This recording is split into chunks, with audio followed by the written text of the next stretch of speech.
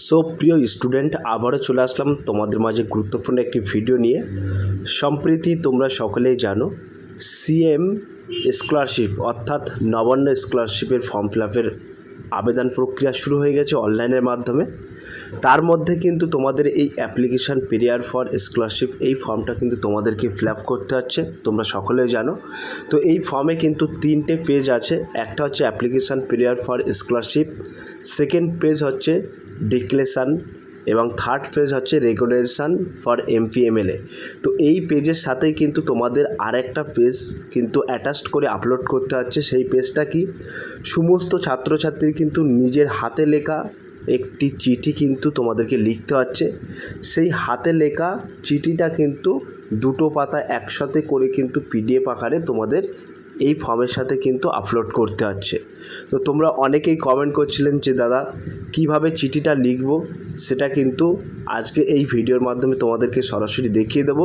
এখানে কিন্তু তোমরা চাইলে বাংলা এবং ইংরাজি যে কোনো একটি ভাষায় কিন্তু সেই চিঠিটা লিখে কিন্তু এই ফর্মের সাথে অ্যাটাচড করে আপলোড করতে পারবে। তো আমি 2টো ফরম্যাটই কিন্তু তোমাদের মাঝে নিয়ে চলে আসছি, বাংলা এবং ইংলিশ। তোমরা চাইলে বাংলায় লিখলে লিখতে পারো এবং চাইলে ইংলিশে লিখলেও লিখতে পারো। তো কীভাবে লিখবে সেটা কিন্তু হুবহু তোমাদেরকে আজকে এই ভিডিওর মাধ্যমে দেখিয়ে দেবো। তাই ভিডিওটি স্কিপ না করে সম্পূর্ণটি দেখার জন্য অনুরোধ রইল। চলুন দেখে নেওয়া যাক।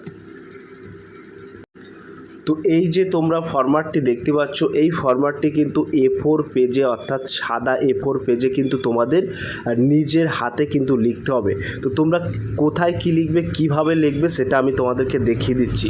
তো প্রথমত একেবারে বাম সাইডে তোমরা লিখবে প্রীতি মাননীয় মুখ্যমন্ত্রী পশ্চিমবঙ্গ সরকার নবান্ন 325 শরৎ চ্যাটার্জি রোড হাওড়া 711102। লেখার পরে ঠিক তার নিচে তোমরা তারিখটা উল্লেখ করবে, তারিখ লিখবে, যে দিনে তোমরা এই পেজটি আপলোড করবে সেই তারিখটা লিখবে।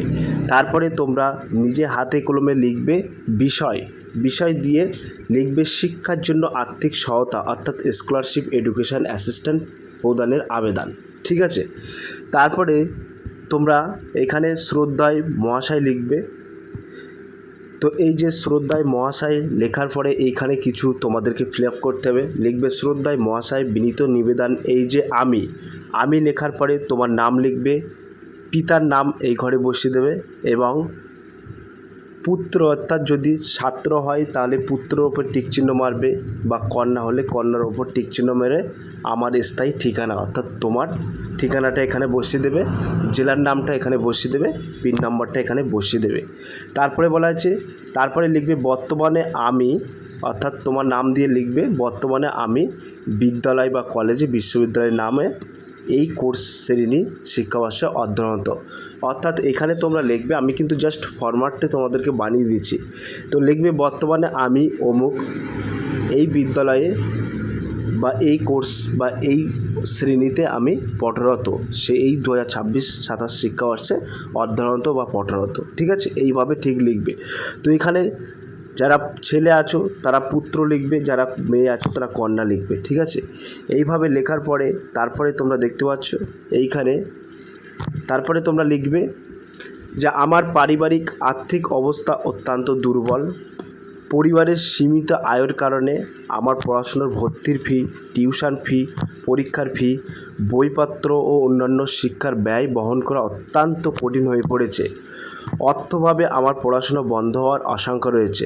তারপরে ঠিক একটু স্পেস দিয়ে লিখবে আমি একজন নিয়মিত অর্ধবর্ষীয় ছাত্র বা ছাত্রী এবং ভবিষ্যতের উচ্চশিক্ষা গ্রহণ করে সমাজ ও রাজ্যের উন্নয়নে অবদান রাখতে চাই, কিন্তু বর্তমানে আর্থিক সংকটের কারণে আমার শিক্ষা জীবন চালিয়ে যাওয়া অত্যন্ত কষ্টবদ্ধ হয়ে পড়েছে।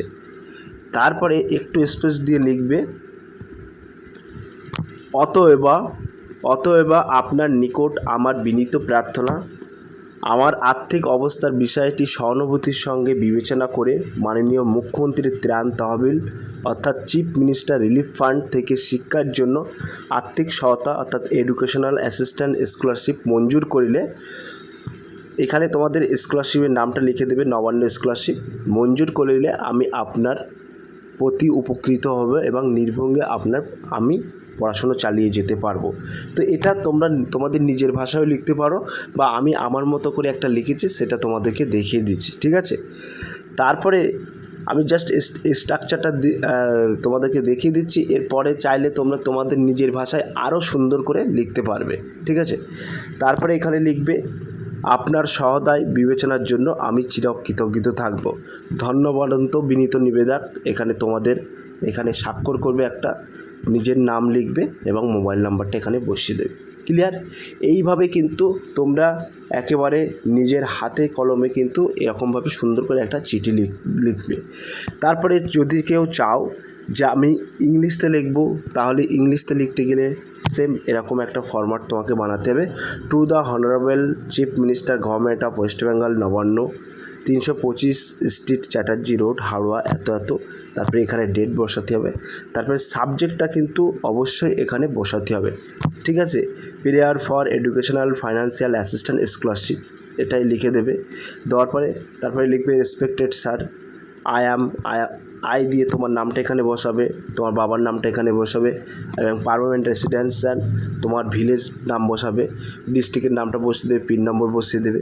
দেওয়ার পরে কোর্স নেমটা এখানে বসিয়ে দেবে, must responsibility big the state that I am currently studying in, এখানে কোর্স ইত্যাদি এইগুলো বসিয়ে দেবে। ইনস্টিটিউট নামটা এখানে বসিয়ে দেবে। ডুরিং দ্য অ্যাকাডেমিক সেশন 2026 এবং 27। এবার তারপরে তোমাদের যে বিস্তারিত সেটা কিন্তু এখান থেকে তুমি এখানে বসিয়ে দেবে। Same to same, my family belongs to an economically worker section, ঠিক আছে। And my present guardian is unable to be, যেটা একদম যেটা এখানে সুস্পষ্টভাবে লেখা আছে সেই সুস্পষ্টভাবে তোমরা এরকমভাবে সুন্দরভাবে লিখে দেবে। যদি চাও তাহলে আমি এই পিডিএফটা কিন্তু তোমাদের ডেসক্রিপশান বক্সে একটি লিঙ্ক দিয়ে দেবো, সেই লিঙ্কে ক্লিক করে কিন্তু তোমরা এই পিডিএফটা পেয়ে যাবে। হুবাহুব লিখে দিলেও হবে, বা তোমাদের নিজের মতো করে তোমরা যদি চাও যে আরও সুন্দর করে লিখবো, সেটাও কিন্তু এখানে এরকমভাবে সুন্দরভাবে লিখে দিতে পারবে। তো অনেকেই কমেন্ট করছিলেন, জাস্ট আমি একটা স্ট্রাকচার বানিয়ে আমার ভাষাতে আমি লিখে দিয়েছি, তোমরা চাইলে তোমার ভাষাতে সুন্দরভাবে লিখতে পারবে। তো সব প্রিয় স্টুডেন্ট, এই ছিল আজকের very very most important video. চাইলে কিন্তু এটাই কপি করে তোমরা লিখতে পারো। তো এই ছিল আজকের very very most important video. যদি আজকের এই ভিডিওটি ভালো লেগে থাকে প্লিজ লাইক, কমেন্ট এবং শেয়ার করে দিন বন্ধুদের মাঝে। ফিরে আসছে আগামী দিনে তোমাদের জন্য very very most important topic video নিয়ে।